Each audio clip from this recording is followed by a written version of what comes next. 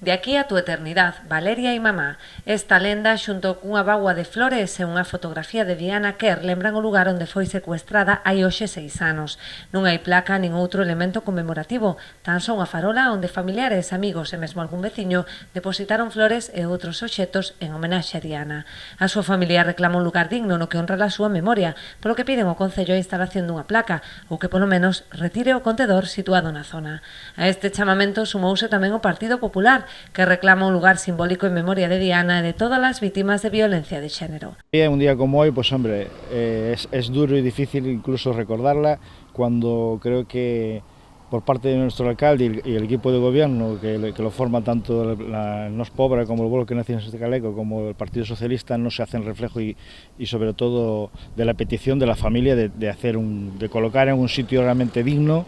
en un sitio visible, una pequeña placa, un pequeño recuerdo, no solo a Diana como referente de un suceso trágico y doloroso tanto para ellos como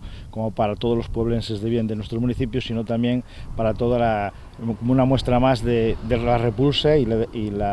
el combate que hay que tener social, político contra los hechos todos y la violencia de género y la violencia machista. Dende o PP lembran que xa en xaneiro de 2019 levaron a pleno unha moción solicitando a organización de actos conmemorativos coincidindo co aniversario da desaparición de Diana. Nosotros ya llevamos hace 3 años una moción que presentamos en enero del 2019 que aún como se aprobó, como muchas que se aprueban en este Concello, no se hace nada, donde pedíamos que en motivo de los aniversarios se hicieran unas jornadas de recuerdos, se ensalzara